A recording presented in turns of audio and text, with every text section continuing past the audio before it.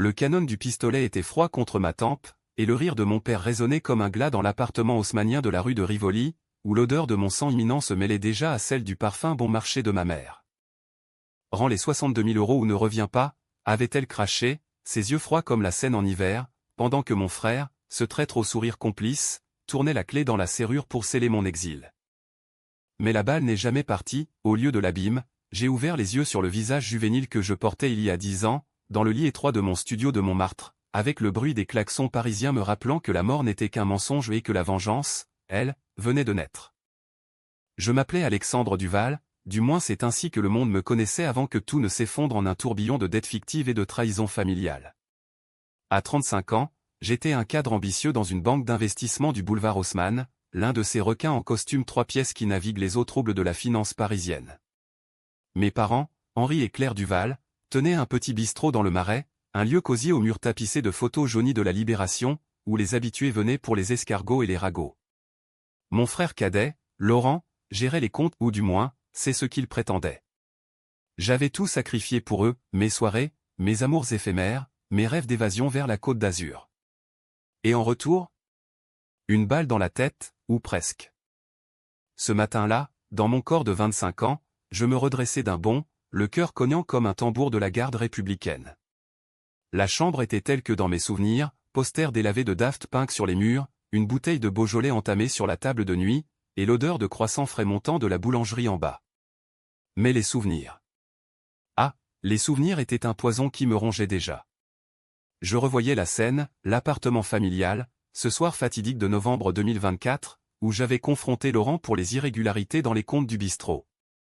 62 000 € disparus, volatilisés dans des transferts opaques vers des comptes offshore. J'avais fouillé, creusé comme un archéologue dans les ruines de notre lignée. Et ce que j'avais découvert m'avait glacé, mes parents, ces piliers de la respectabilité bourgeoise, avaient monté un petit empire de fraude, siphonnant les fonds des clients, falsifiant les déclarations fiscales, avec Laurent comme marionnettiste. Pire, ils m'avaient piégé. Des faux documents à mon nom, des virements signés de ma main numérique, me désignant comme le bouc émissaire parfait. « C'est pour ton bien, Alexandre », avait murmuré ma mère en versant le thé empoisonné de mensonges. « Tu es le plus fort, tu t'en sortiras. » Mais je ne m'en étais pas sorti. La banque m'avait licencié dans l'heure, la police m'avait traîné menottes au poignet jusqu'au commissariat du 8e arrondissement, et la presse people avait titré « Le fils prodigue de la finance, un escroc en herbe ». Mes amis s'étaient évanouis comme fumée de cigarettes gitanes, ma fiancée, Élise, avait claqué la porte en emportant nos souvenirs communs. Seuls restaient mes parents, avec leurs exigences, rends l'argent que tu as volé, ou nous te renions. Ironie du sort, c'était leur chantage qui m'avait poussé à l'ultime geste, ce soir-là, dans leur appartement, avec l'arme de mon père, un reliquat de son service militaire en Algérie. Et maintenant? Je vivais à nouveau, piégé dans ce passé que je connaissais par cœur. Les horloges tournaient à l'envers, c'était le 15 juin 2015, le jour où j'avais reçu mon premier poste à la banque. J'avais 25 ans, les cheveux encore impeccables, les illusions intactes. Mais pas cette fois. Cette fois, je savais. Je savais pour les dîners dominicaux où ma mère glissait des allusions sur l'héritage familial, pour les regards complices de Laurent quand il manipulait les factures. Je savais pour le cancer de mon père, diagnostiqué en secret 2 ans plus tard, qui les avait poussés à désespérer. Et je savais, surtout, que la vengeance n'était pas un plat qui se mange froid, c'était un feu qui consumait tout.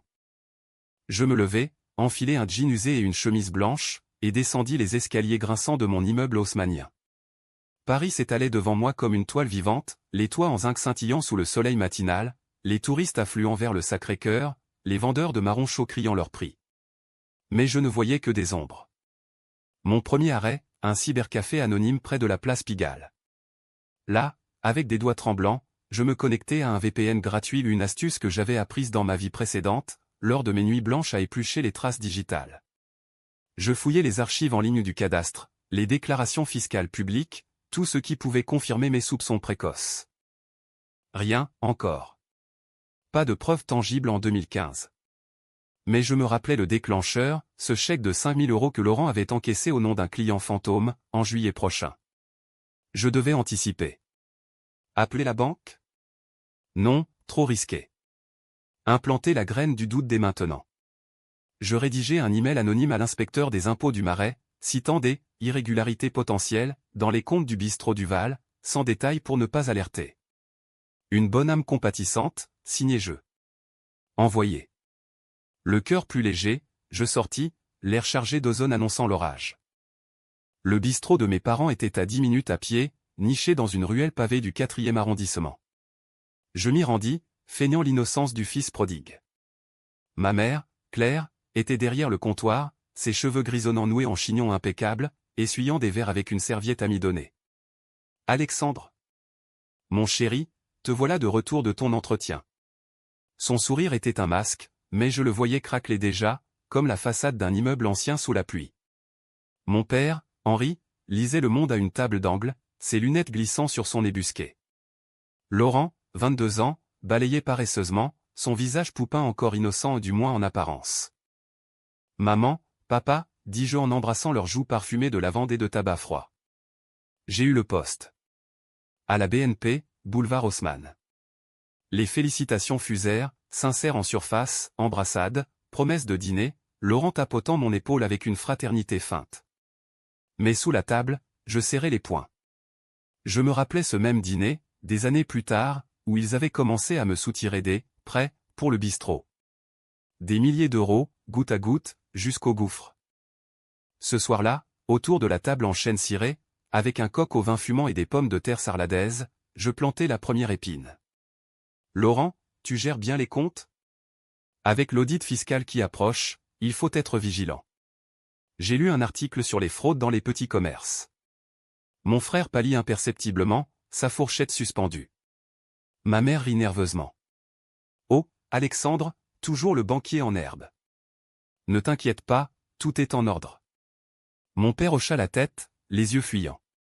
Parfait. La graine était semée. Les jours suivants furent un balai de tension contenue. À la banque, je me fondis dans le rôle, rapports impeccables, sourire aux collègues, flirts anodins avec une stagiaire nommée Sophie.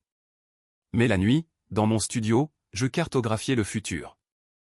J'achetais un carnet noir, y notais chaque détail, le rendez-vous de mon père chez l'oncologue en 2017, le premier transfert offshore en 2018, la nuit où Laurent avait falsifié ma signature digitale en 2023. Je contactais un hacker freelance sur un forum du dark web, un risque calculé, payé en bitcoins anonymes pour surveiller les comptes familiaux.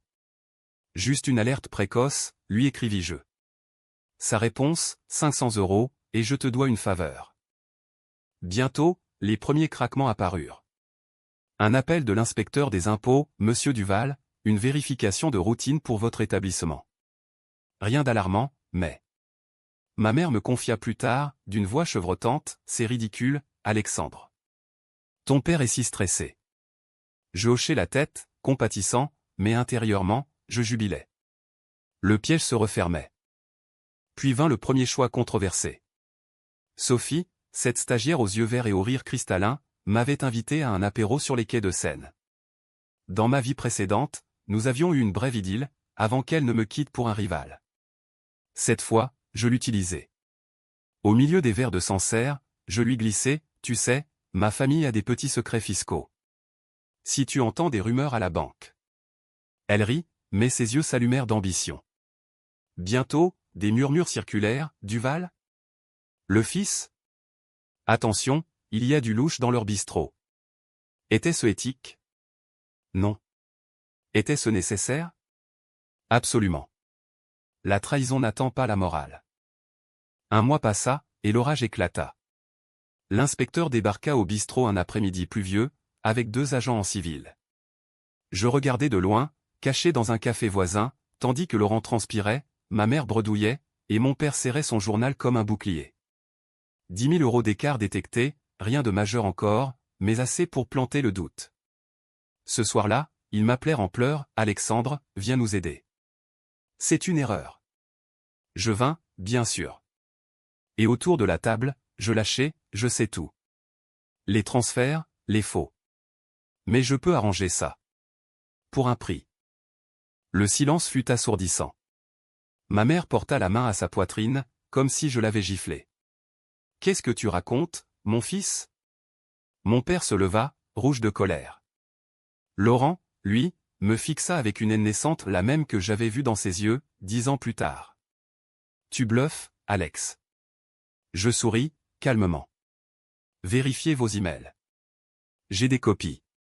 Tout. C'était un mensonge, pour l'instant. Le hacker n'avait rien encore. Mais leur panique était palpable, un nectar doux amer. La nuit, seul dans mon lit, je sentis pour la première fois le poids de ce retour. Étais-je encore l'homme que j'avais été, ou un monstre forgé par la tombe? Paris dormait, indifférente, mais moi, je veillais. La revanche ne faisait que commencer. Les jours suivants furent un labyrinthe de mensonges et de feintes, où chaque regard échangé avec ma famille était une danse sur le fil du rasoir. Le Marais, ce quartier aux ruelles étroites et aux boutiques chics, qui avait toujours été mon refuge d'enfance avec ses librairies poussiéreuses et ses galeries d'art provocantes, se muait en un théâtre de l'absurde. Je marchais ces pavés désormais avec la prudence d'un chat de gouttière, évitant les ombres que projetaient les hôtels particuliers du XVIIe siècle. Mon père, Henri, avait toujours aimé raconter des anecdotes sur ses murs, témoin muet de la Révolution et des amours interdites de Colette. L'histoire est un cycle, fiston, me disait-il autrefois, une bière pression à la main. Ironie cruelle, il ignorait que son propre cycle de cupidité allait le broyer. Après cette confrontation explosive, ils avaient tenté de me raisonner. Un dîner forcé au bistrot, porte close après le service, avec des assiettes de foie gras et de fromages affinés que personne ne toucha. Ma mère, Claire, pleurait en silence, tamponnant ses yeux avec un mouchoir brodé à l'effigie de la Tour Eiffel, un cadeau de leur lune de miel à Las Vegas, cette ville des illusions qu'ils avaient fui pour Paris. Nous t'aimons, Alexandre. C'était pour l'avenir, pour Laurent qui étudie encore. Le cancer. Ton père sent qu'il arrive quelque chose. Les médecins n'ont rien dit, mais... Elle s'interrompit, sa voix un filet brisée. Mon père hocha la tête, ses mains tremblantes sur la table. On a emprunté, c'est tout. Pas volé. Et toi, avec ton poste, tu pouvais. Rembourser, achevai-je, la voix dure comme le granit de Notre-Dame. Laurent, assis en face, bouillonnait. T'es qu'un raté qui a eu de la chance à la banque. Sans nous, t'aurais rien. Ces mots me transpercèrent, écho exact de la nuit de ma mort. Dans ma vie précédente, j'avais pardonné, une fois de plus, couvrant leurs traces avec mes économies, jusqu'à l'os. Cette fois, non. Prouvez-le, alors. Rendez l'argent au client. Où je parle. Le chantage inversé fonctionna comme un charme empoisonné. Ils acceptèrent un plan, je les aiderais à nettoyer les comptes, en échange de leur silence sur mes soupçons. Mais c'était moi qui tirais les ficelles. Le hacker, un certain Fantôme 76, d'origine belge, m'envoya ses premiers rapports, des captures d'écran de transfert vers un compte à Bruxelles, au nom d'une société écran nommée Étoile Filante SARL. 15 000 € déjà partis, pour frais médicaux, disaient les notes falsifiées. Je souris dans l'obscurité de mon studio, mon père n'avait pas encore le diagnostic, mais ils anticipaient, ces rapaces. Mon deuxième choix controversé vint vite. Élise. Dans cette vie, je l'avais rencontrée à un vernissage au centre Pompidou, 6 mois plus tôt, une artiste en herbe aux cheveux roux flamboyants et aux toiles abstraites criant la fureur contenue. Dans le passé, elle avait été mon encre, jusqu'à ce que le scandale familial la noie. Cette fois, je l'utilisais comme un pion. Lors d'un dîner romantique aux terrasses du Palais Royal, sous les arcades illuminées, je lui confiai une version édulcorée, ma famille a des ennuis d'argent. Il me presse pour que je couvre. C'est immoral, Élise. Qu'en penses-tu? Ses yeux s'écarquillèrent, mélange de compassion et d'horreur. C'est du vol, Alex. Tu dois les dénoncer. Où? Je peux en parler à mon avocat, il est spécialisé en fraude. Je feignis l'hésitation, mais intérieurement, je jubilais. Bientôt, un dossier anonyme atterrit sur le bureau de l'avocat d'Élise, des extraits que j'avais fabriqués avec un logiciel basique de retouche. Pas assez pour condamner, mais suffisant pour alerter. Les avocats du Marais bruissaient de rumeurs, les Duval? Attention, ça sent le roussi. Au bistrot, la tension montait comme la marée en Normandie. Laurent me confronta un soir, après fermeture, dans la cave au vin où pendaient des jambons de Bayonne et des saucisses au piment d'Espelette. Qu'est-ce que tu fous, Alex?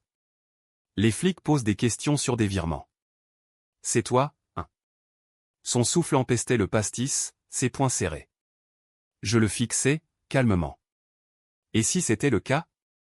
Tu m'as trahi une fois, Laurent. Où tu l'as oublié? Il blêmit et il ne se rappelait rien, bien sûr, mais mon ton le glaça.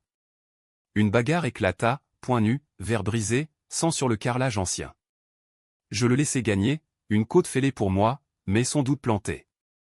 T'es un monstre, cracha-t-il en partant. Non, murmurai-je, juste un survivant. Ma mère, sentant le vent tourner, tenta la carte de l'émotion. Une visite surprise à mon bureau, avec un panier de madeleines et de calvados. Souviens-toi de ton enfance, Alexandre. Les Noëls à la campagne, près de Versailles, avec le Père Noël qui apportait des jouets malgré nos fins de mois. On t'a tout donné. Je hochai la tête, avalant la madeleine comme un poison sucré. Les souvenirs affluaient, oui, il m'avait élevé, mais à quel prix? Les dettes de jeu de mon père, cachées, les amants discrets de ma mère, pour arrondir les fins de mois. J'avais gommé tout ça, autrefois. Pas maintenant. Le hacker livra la bombe, preuves irréfutables d'un réseau plus large. Les 62 000 € n'étaient que la pointe de l'iceberg. Mes parents collaboraient avec un usurier du Sentier, un certain Raoul, qui blanchissait via des restaurants libanais du quartier. Twist inattendu, Laurent n'était pas le cerveau, c'était ma mère, Claire, l'architecte. Des emails codés, des rendez-vous notés dans un agenda rose bonbon, thé avec air discuté expansion. Mon cœur se serra. Claire, la douce Claire, qui chantait des berceuses de Piaf le soir. Je décidai d'agir. Un appel anonyme à Raoul, via un burner phone acheté au marché aux puces de Saint-Ouen. Les Duval sont cuits. La police fouille. Sauve-toi. Panique assurée. Bientôt, les créanciers tambourinèrent à la porte du bistrot, exigeant remboursement immédiat. Mon père, acculé, avoua enfin, c'était pour le traitement. J'ai vu le docteur en secret. Cancer du poumon. Prématuré de 2 ans, mais vrai. Pitié? Une seconde. Je répondis, alors, rendez l'argent. Tout. La nuit, Paris se faisait complice, ses lumières floues, ses sirènes lointaines. Je marchais le long de la Seine, jetant des cailloux dans l'eau noire. Étais-je en train de détruire ma propre chair? Oui. Mais la trahison originelle, celle qui m'avait mené à la tombe, hurlait vengeance. Et Élise, désormais impliquée, m'envoya un message, « J'ai peur pour toi, Alex. Mais je t'aime. » Amour ou regret? Peu importe. Elle était mon alibi moral, du moins pour l'instant. Le climax familial survint un dimanche pluvieux. Réunion d'urgence à l'appartement, au-dessus du bistrot. Ma mère hurla, « Tu nous ruines. » Pourquoi? De la jalousie? Laurent, le nez tuméfié de notre Rix, cracha, « T'as toujours été le préféré. Maintenant, tu nous enterres. » Mon père, voûté, murmura, « Tue-moi, si tu veux. Mais épargne-les. » Je sortis les impressions, virements, email, tout. Non. Vous m'avez tué une fois. Cette fois, c'est votre tour de payer. Ils s'effondrèrent, un tableau pathétique de ruines bourgeoises. Mais au fond de moi, une fissure, et si j'allais trop loin? Paris, indifférente, continuait son ballet de touristes riant sous les parapluies, amants s'embrassant sur les ponts. Moi, j'étais l'ombre. L'été 2015 s'étirait comme un vin trop sirupeux, lourd d'humidité et de secrets pourris. Le bistrot des Duval, autrefois havre de rire et de vin rouge, se vidait jour après jour. Les habitués, ces vieux messieurs aux bérets et aux moustaches jaunies par le Gauloise, murmuraient en commandant leurs cafés allongés, « Qu'est-ce qui se passe chez les Duval ?» L'ambiance est glacée. Ma mère, Claire, forçait les sourires, mais ses mains tremblaient en servant les tartares de bœuf. Mon père, Henri, passait des heures dans l'arrière-salle, toussant dans son mouchoir, feignant la grippe saisonnière. Laurent, lui, avait disparu 2 jours entiers après notre confrontation, réapparaissant avec des ecchymoses et un regard hanté, sans doute une virée punitive chez Raoul, l'usurier. Moi? J'orchestrais depuis l'ombre, un fantôme dans mon propre passé. À la banque, je grimpais les échelons, promotion fulgurante à analyste senior, grâce à des rapports anticipant la crise des dettes grecques, connaissances glanées dans ma vie future, où j'avais vu les marchés s'effondrer en 2022. Mes collègues m'adulaient, Duval, t'es un devin. Sophie, la stagiaire, rougissait à mes compliments calculés. Mais la nuit, seul avec mon carnet noir, je traçais les prochains coups. Le hacker, Fantôme 76, devenait un allié précieux, pour 200 € de plus, il infiltra le système bancaire du Sentier, révélant le réseau tentaculaire de Raoul. Des dizaines de petits commerces parisiens, boulangeries, tailleurs, même un salon de thé rue des Rosiers servait de façade pour du blanchiment. Les Duval n'étaient qu'un rouage mineur, mais crucial, leur bistrot, avec son chiffre d'affaires modeste, passait inaperçu. Mon troisième choix controversé fut le plus sombre. Impliquer Élise plus profondément. Lors d'une escapade à Versailles, pique-nique sous les bosquets de Le Nôtre, avec du champagne mouette et des fraises des bois, je lui avouai, tout, la fraude familiale, mon rôle de vengeur. Aide-moi, Élise. Contacte ton avocat, fais-lui passer ses docs anonymement. Elle hésita, ses doigts pâles serrant le col de sa robe fleurie. C'est de la délation, Alex. Et si ça te retombe dessus? Ta carrière. Je l'embrassai, un baiser fiévreux teinté de manipulation. Pour nous. Pour un avenir propre. Elle céda, les larmes aux yeux. Le lendemain, l'avocat envoya une lettre recommandée à la brigade financière, soupçon de blanchiment au bistrot Duval. Preuve jointe. Les retombées furent immédiates. Raid matinal au bistrot, 4 agents en gilet pare-balles, scellant les caisses, saisissant les ordinateurs. Je regardais de loin, depuis un balcon adjacent, un café à la main. Ma mère hurla, c'est une erreur. Appelez mon fils. Ironie exquise. Mon père s'effondra, une quinte de tout révélant le sang sur son mouchoir. Le cancer, tapis, se manifestait tôt sous le stress. Laurent, menotté, me lança un regard d'acier, tu paieras, frangin. La presse locale s'empara de l'affaire, scandale au Marais, le bistrot familial au cœur d'une fraude. Le Figaro titra sobrement, libération avec un zeste de cynisme social. Mes parents furent interrogés au commissariat central, libérés sous caution grâce à un avocat que j'avais discrètement recommandé à un requin véreux qui facturerait cher, creusant leur trou. Laurent, lui, fut placé en garde à vue pour complicité présumée. Appels hystériques, Alexandre, sauve-nous. Tu es banquier, tu connais les ficelles. Je vins, bien sûr, au parloir vitré du 36 quai des Orfèvres. Face à ma mère, hagarde derrière la vitre, je murmurai, rendez les 62 000 euros. Aux victimes. Ou ça empire. Elle sanglota, on n'a pas tout. Raoul a pris sa part. Et ton père? Le traitement coûte une fortune. Révélation, ils avaient déjà dépensé une partie pour des consultations privées, anticipant le diagnostic. Pitié fugace. Trouvé. Où je témoigne. Dehors, Paris bruissait d'indifférence, la Fashion Week battait son plein, avec des mannequins filiformes défilant sous les flashs, tandis que ma famille sombrait. Je rentrai avec Élise, qui me serra contre elle dans l'appartement qu'elle louait près du canal Saint-Martin. T'es courageux, Alex. Mais destructeur. Nos ébats furent violents, un mélange de passion et de culpabilité et griffures, morsures, cris étouffés par les oreillers. Au matin, elle partit pour un atelier, me laissant avec un mot, ne te perds pas. Mais je me perdais déjà. Le hacker alerta, Raoul contre-attaquait. Un contrat sur les Duval, murmuré dans les bas-fonds du Pigalle. Je payais Fantôme 76 pour une diversion, un leak anonyme sur Raoul à la PJ. Bientôt, l'usurier fut épinglé dans un café du 18e, une mallette de cash saisie. Chaos salvateur pour mes parents, mais ils ignoraient qui était le sauveur. Laurent sortit après 3 jours, amaigri, vengeur. Il me confronta dans un bar enfumé de Bastille, bière en main. C'est toi, hein? Tout ça. Pourquoi? Une vengeance d'ego? Je ris, amer.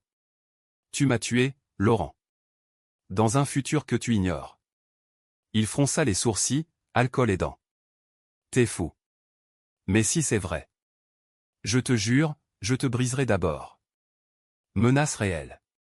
Je quittai le bar, sentant son ombre me suivre dans les rues pluvieuses. Mon père, libéré, m'appela pour un tête-à-tête à l'hôpital Cochin, consultation feinte pour un rhume. Dans la salle d'attente au néon blafard, entouré de patients tous autant, il murmura, je sais que c'est toi, fils. Arrête. Pour ta mère. Ses yeux, voilés de larmes, me rappelèrent l'homme qu'il avait été, le vétéran décoré, le père qui m'emmenait pêcher à la Loire. Le cancer? C'est vrai. Stade précoce. Mais on s'en sortira. Ensemble. Choix moral, pardonner? Je serrai sa main, froide. Rendez l'argent d'abord. Refus catégorique. La guerre s'intensifia.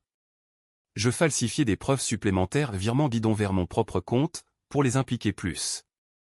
Scandaleux? Oui. Nécessaire? Dans mon esprit tordu, oui. Élise découvrit, lors d'une fouille impulsive de mon téléphone. Crise, t'es un menteur, Alex. Tu m'utilises. Elle claqua la porte, mais revint le soir, brisée. Aide-moi à arrêter. Ironie, elle devenait ma conscience. Hiver approchait, feuilles mortes dans les Tuileries. Le bistrot ferma pour rénovation, en réalité saisie partielle. Mes parents squattaient l'appartement, vendant bijoux et argenterie. Laurent, viré de ses études, dealait en freelance Herbe et Coq, pour Raoul Résiduel.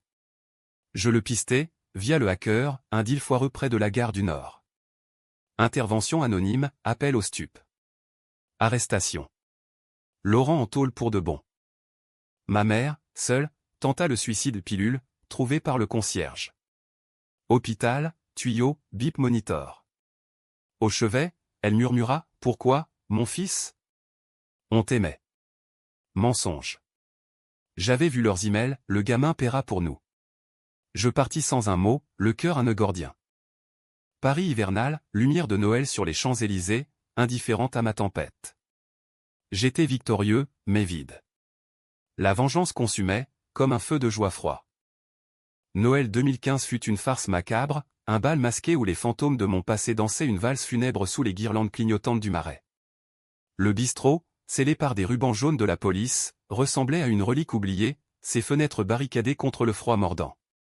Mes parents, relégués dans un studio miteux près de Belleville, loyer payé par une tante lointaine, vivaient d'aumônes et de regrets. Mon père, Henri, avait entamé sa chimio en secret, ses cheveux grisonnants tombant en touffe sur l'oreiller d'hôpital.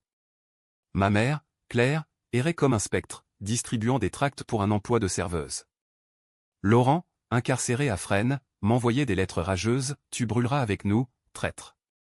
Je les lisais au coin du feu imaginaire de mon appartement rénové, promotion à la banque m'ayant valu un 2 pièces vue sur la tour Eiffel.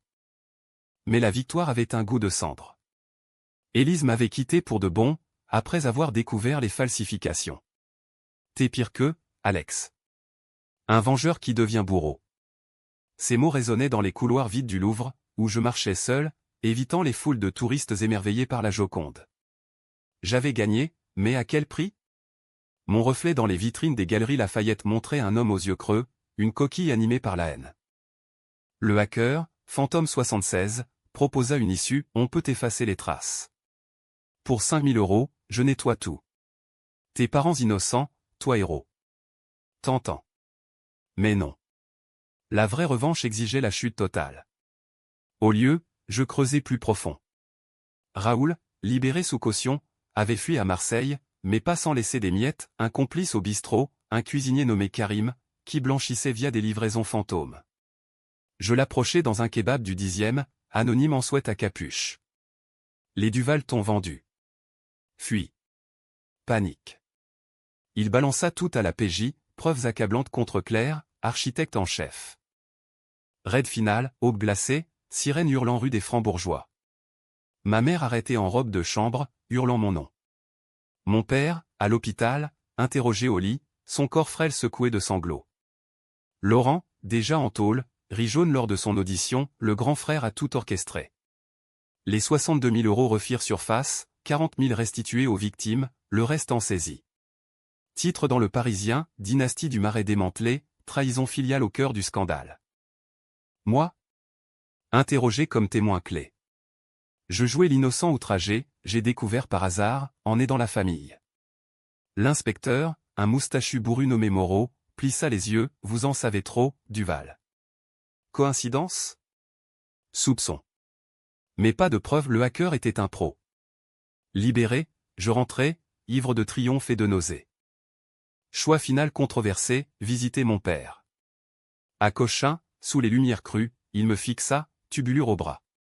Pourquoi, fils? On était pauvre, mais honnête avant toi. Mensonge pieux.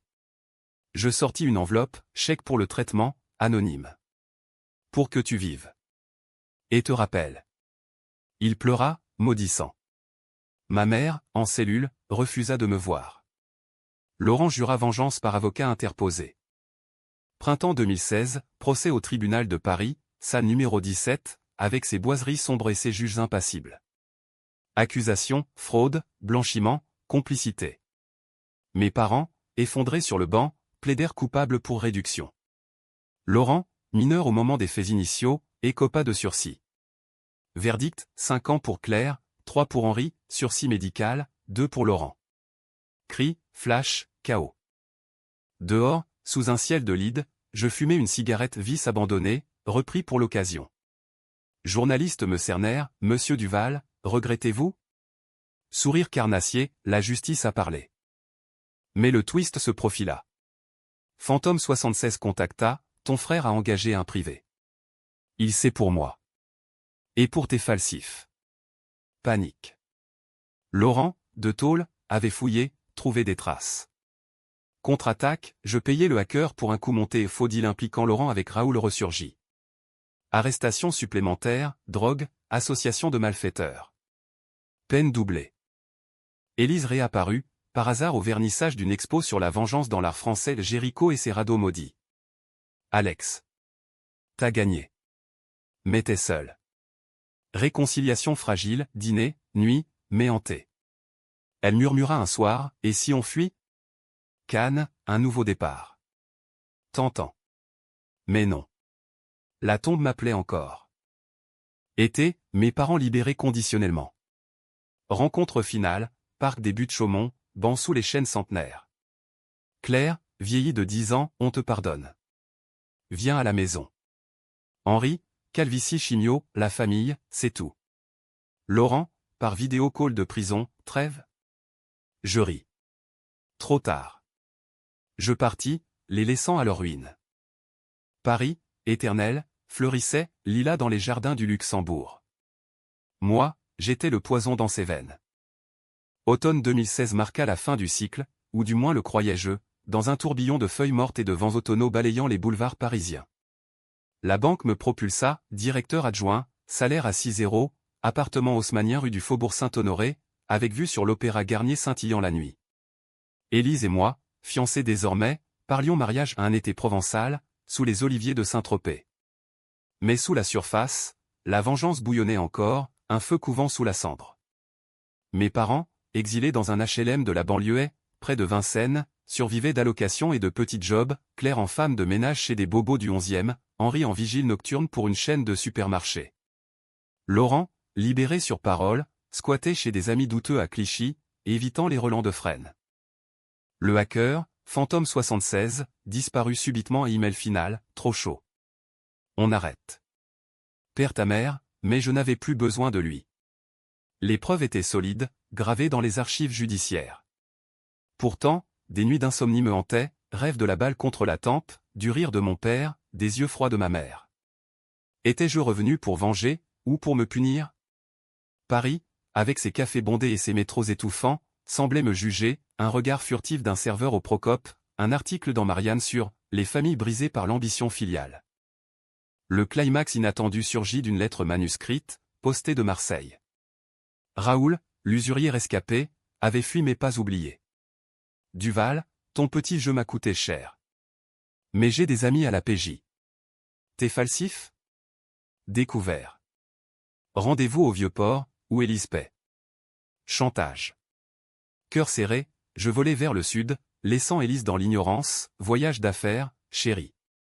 Marseille, ville de contraste, avec ses calanques turquoises et ses bas-fonds puants, m'accueillit comme une amante vengeresse.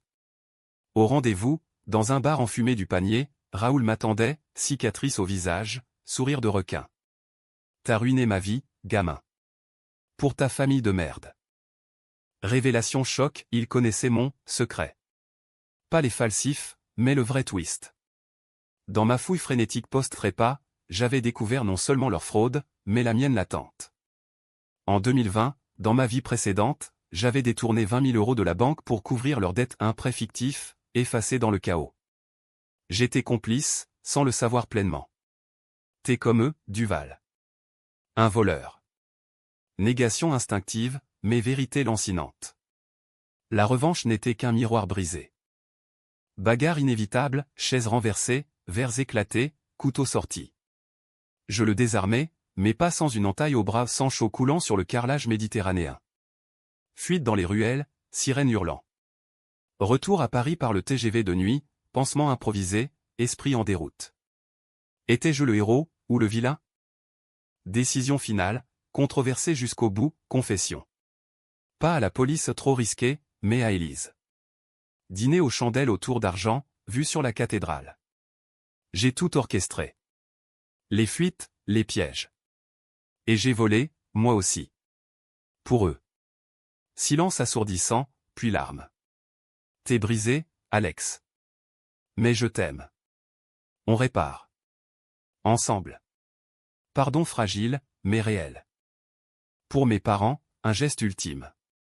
Lettre manuscrite, j'ai tout su. Et j'ai tout fait. Mais c'était pour survivre à votre trahison. Voici 50 000 € anonymes, pour le traitement de papa. Oubliez-moi. Envoyé via huissier. Réponse, rien. Silence, meilleur des baumes. Laurent surgit une dernière fois, Noël 2016, à ma porte. Barbu, amaigri, mes yeux vifs. Frangin. J'ai pigé. T'es différent. Comme si t'avais vu l'enfer. Confession mutuelle, il avoua sa jalousie, son rôle de pion. Étreinte maladroite, promesse de trêve. On recommence? Peut-être. Hiver s'acheva, printemps fleuri. Mariage en mai, sous les cerisiers de Provence, Élise radieuse, amis hilars, famille absente. Mon père, en rémission précoce grâce au fond, envoya une carte, fils. Pardonne. Pas de réponse. Vengeance close, mais cicatrice vive. Paris, enfin, m'accueillit comme un égal, ses rues un labyrinthe résolu. J'étais revenu des morts, non pour détruire, mais pour renaître. BKCH? Non. Teinté d'amertume, un Bordeaux millésimé, corsé de regrets. Et dans les nuits calmes, je chuchotais à l'ombre, c'est fini.